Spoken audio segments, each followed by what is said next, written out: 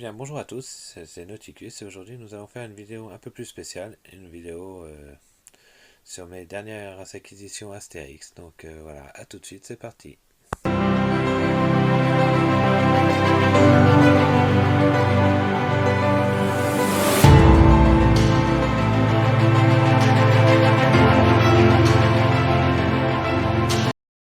Bonjour à tous, bienvenue sur les mondes de Nauticus, je suis Nauticus. Et donc aujourd'hui, nous allons faire une rentrée, c'est pas vraiment une rentrée vide-grenier, c'est plutôt une... les gens connaissent mon attirance et mon attrait pour Astérix, et dès qu'ils voient des choses en vide-grenier sur Astérix, et notamment Lucky Luke, et ces gens-là m'achètent les objets et viennent me les apporter. Donc au passage, je tiens à remercier Pascal, si tu me regardes, salut Pascal, je te remercie beaucoup pour tout ce que tu me trouves en Astérix et Lucky Luke. Tu me fais grandir ma collection à une vitesse grand V. Donc voilà, donc on va commencer tout de suite avec les bandes dessinées, car bandes dessinées, on en a trouvé pas mal, et notamment, on va commencer alors par un petit Astérix chez les Cotes. Donc Astérix chez les Cotes, donc en version souple, mais c'est une version étrangère, et c'est une version allemande. Donc voilà. Donc on voit bien, donc Astérix et Lego font partie des premières BD.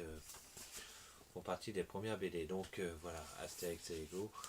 Donc il est de 1970 et le prix, vous voyez, même le prix est en Deutsche Mark. Donc voilà pour cette première BD. On continue avec Astérix et le combat des chefs. Donc Astérix et le combat des chefs, voilà. Un petit peu issu, on retrouve un petit peu l'illustration du coup du menhir où Panoramix prend un menhir sur la tête. Donc voilà. Il a inspiré un dessin animé.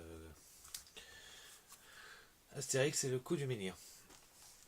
Donc voilà, on continue avec le ciel lui est tombé sur la tête.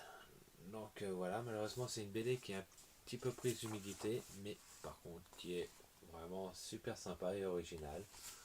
Donc voilà, ça fait partie des derniers épisodes d'Astérix, et franchement c'est une BD que je n'aurais pas pensé acquérir, mais que je ne regrette pas d'avoir. Donc on continue avec un petit Panini Astérix. Donc voilà, donc il est pratiquement vide. Donc c'est pas le premier Panini que j'ai, je dois en avoir plusieurs. J'en ai certains complets, vous voyez, donc il a des images, mais il n'est pas complet du tout. Donc voilà.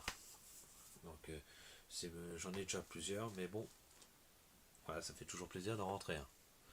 On continue avec un petit verre, donc Amora, donc des années 2000, et c'est Astérix et Abra Raccourcix, le fameux chef du village Abra Raccourcix, et sa femme plus ou moins, alors je ne vais pas me faire des amies féminines, mais plus ou moins caractérielle et meneuse de maison. J'ai nommé la femme du chef Bonne Mine. Donc voilà, un super verre à moutarde. Donc c'est pareil, je commence à en avoir plusieurs, et donc c'est toujours sympathique de trouver des verres Astérix. On continue avec quelque chose de très sympa.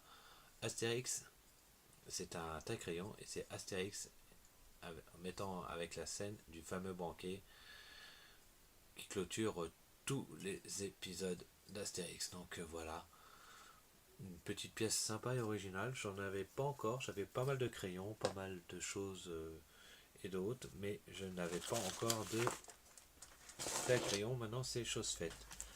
Alors on continue les trouvailles avec un Pulse, deux Pulse Happy Meal Astérix. Donc ça c'était sorti à l'origine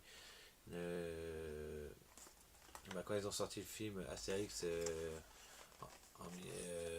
en Grande-Bretagne, le film. Donc là c'est extrait de la BD, c'est des extraits de la BD Astérix chez les Bretons, mais donc voilà, c'est au service de Sa Majesté. Astérix au service de Sa Majesté. Donc là c'est des petits Pulse Happy Meal. Donc bon, je ne rouvrirai pas la polémique sur les jouets Happy Meal McDo à l'heure actuelle. Donc on continue avec un jeu Astérix, donc les défis d'Astérix.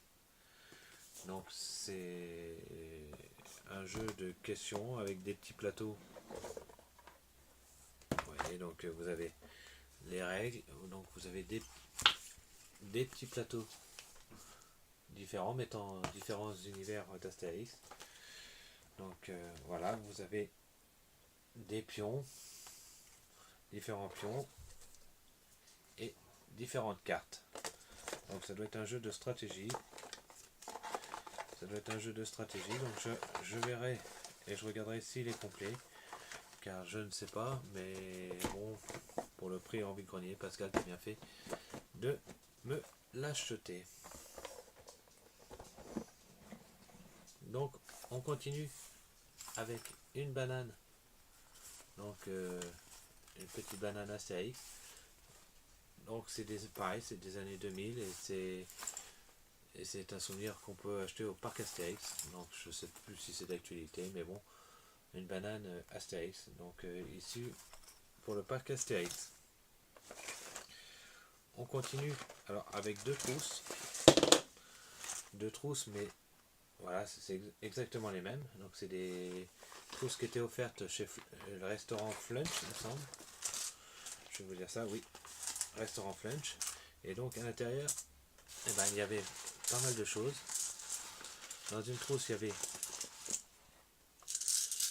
des fèves.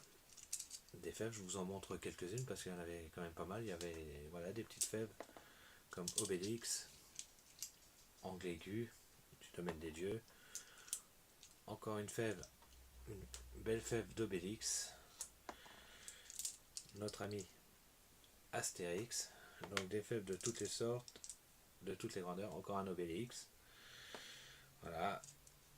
Panoramix. Donc voilà, des fèves de toutes les tailles, de toutes les grandeurs.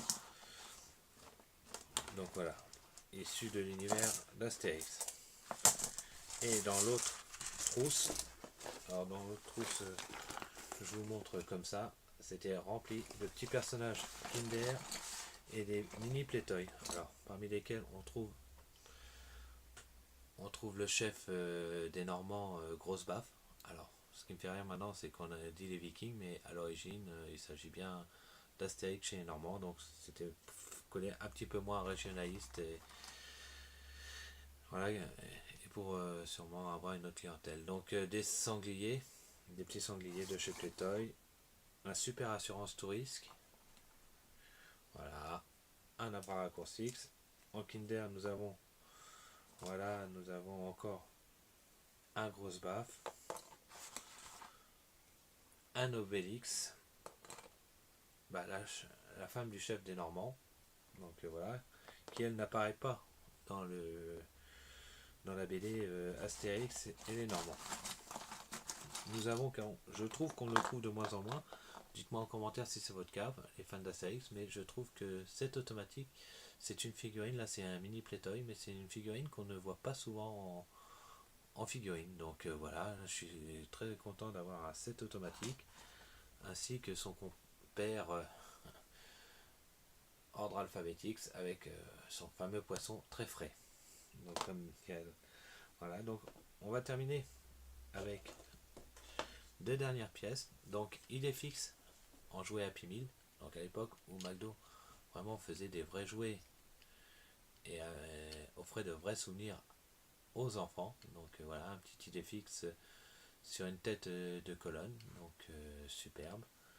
Et nous avons une figurine qui est assez ancienne, de la magnifique Fabella. Donc voilà, c'est une figurine qui a été fabriquée en Allemagne dans les années 80. Donc voilà, une magnifique Fabella. Donc je vous remercie à tous d'avoir suivi cette vidéo. Comme je fais à chaque fois, je vous demande, si ce n'est pas déjà fait, de vous abonner, de liker, de commenter.